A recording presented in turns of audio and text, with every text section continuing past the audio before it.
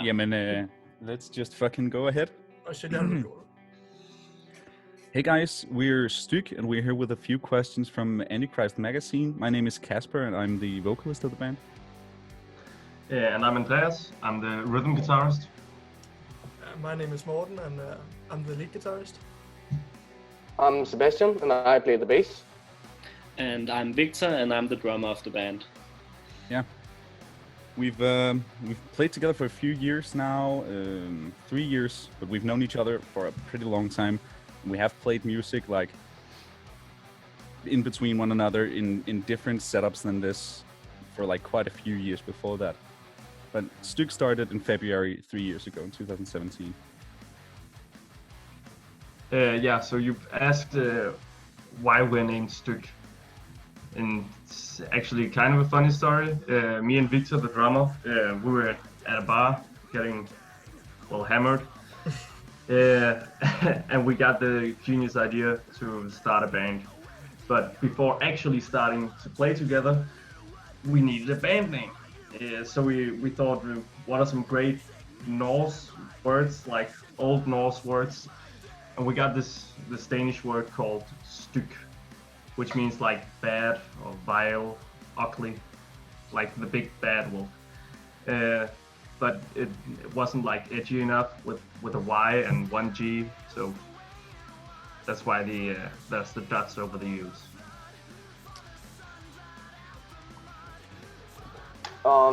As I said, my name is Sebastian. I'll be talking about what we are passing the time in quarantine with, and also about the situation in Denmark and how we're treating this pandemic. Actually, it's not that bad because we've been shut down for over a month now, and not a lot have been hit by the virus. Of course, we've been hit. We haven't practiced because we cannot meet up, and also social gatherings of 10 people and more have been banned. So a lot of activity has been shut down, but still we manage time with practice at home, of course. And I know I'm the only one who's not studying or having a job. So most of us actually have some stuff to do. Of course, we still try to keep in contact and keep it going. So I'll be talking a bit about our debut album, Go For The Throat. And as I said, it's our debut album containing 7 original songs that we have been writing the last couple of years. And if you listen to the album, you can clearly hear a lot of different influences throughout the album. We've been trying to experiment to find a sound that we are comfortable with, and we have tried to mix like the old school metal sound with more modern metal influences. So I would say we have found something we are comfortable with, and it's like heavy music with groovy riffs and melodic choruses, heavy breakdowns and fast guitar solos. That pretty much sums up our sound. Yeah, something like that. We have a pretty solid idea of a lyrical theme through this album, which is bound in like a dislike for authority figures and rebellion. Aside from songs like Nameless King, which is about breaking free from the monotony of the everyday, and Bitch, which is about being cheated on and the feelings you kind of internalize in a situation like that. A lot of the songs simply are about finding an anger against issues in society, or issues set up by society, and using that anger in a productive way to change that. For example, the line I wrote in Till You're Dead, the do something with the wasted space you call your life, is both a call to arms against like an oppressive system and changing like the dogma of what is keeping us fucked up in a society all the time. But it's also a call to arms to myself. I wrote it in a period where I was without a job for a pretty long time, and I seriously needed to get my ass out of my seat and like search some jobs. There are a few places in the album which is open to interpretation like that. The idea is rebelling in any way you can and against whatever ails you, kind of.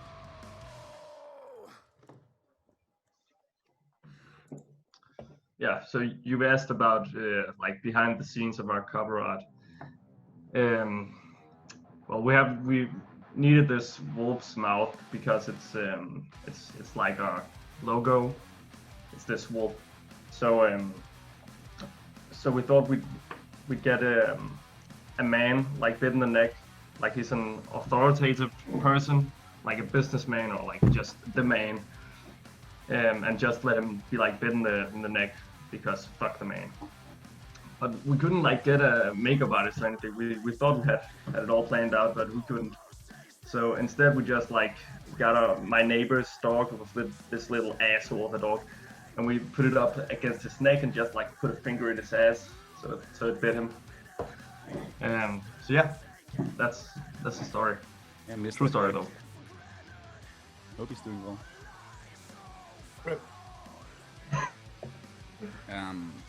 You asked us whether or not we found it important to have a record label as like a current metal act, and I have some thoughts about that. I mean, obviously we are without a label, which means we paid for our debut album by ourselves, but it also means it means we have free reins and complete control when it comes to the recording process, and we had everything to be said in regards to how quickly we could get the album out there. Creative control and stuff like that was all up to us, and we really wanted to get this album out as quick as possible because we were super hyped about the music we'd made, and having to find a label to push us through that just seemed harder than it needed to be. It made more sense for us to pay for the album ourselves and get it out there.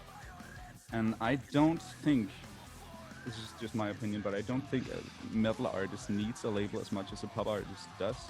While I'm not disagreeing that it can be helpful, and I wouldn't say we would turn down any label deal to come our way, having a label pick up your music when you're in a niche genre as this and just pushing it out everywhere they can is not going to be as effective in metal as it is in pop. I don't think so. I don't think you're going to have the same success just pushing a metal artist's music through every possible channel, because the target audience is so much smaller. I don't think it's going to be not going to be quite as successful doing that. That said, as I said, we haven't written off the idea of getting a record label. We will just look at every deal we get individually and not let ourselves be limited by whether or not we have a label. Yeah. And like about all the like canceled gigs and such because of the virus, well, right now we actually didn't have any more planned gigs in Denmark before it shut down, and that kind of simplified things a bit.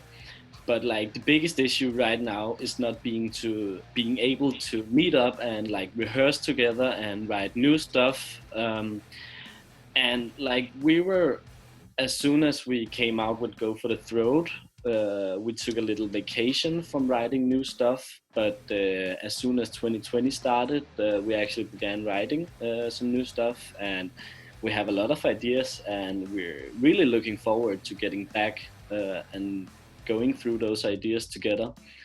Right now, our writing process is like pretty open, and typically we write while we like play the songs through, and like we come with like a puzzle where we put in all kinds of riffs and see what fits here, and try to like put it together. So when we're by ourselves, we like come up with ideas, and then when we gather for rehearsal, we kind of do the puzzle together. Yeah, that's kind of hard right now. Well, all right, you're asking about epic concert moments and epic concert fails and stuff like that, and I rather than like the first time we heard people sing along to the chorus of Bitch, that's such an obvious thing to say. I will instead focus on the time I got an impromptu lip piercing at a gig. It's almost been 3 months now, but we were playing a gig at a real small venue in Copenhagen called Rust. And a dude in the audience, actually a really close friend of ours, were leaned all the way over the stage headbanging, and I was leaned all the way out over the stage headbanging, and I think we caught each other in an upswing or something like that. And I have this big old snaggle tooth up here in my mouth that when my face collided with the back of his head went directly through my upper lip. I will throw up a picture of that now. So close your eyes if you're squeamish and enjoy that for a few seconds.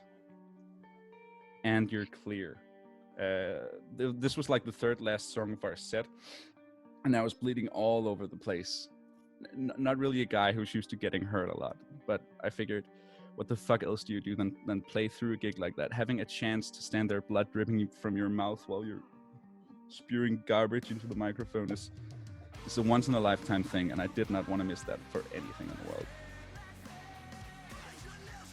So you asked us about some recent metal releases that have made an impact on us, and I would say for me personally, I've been listening a lot to the new As I Lay Dying album.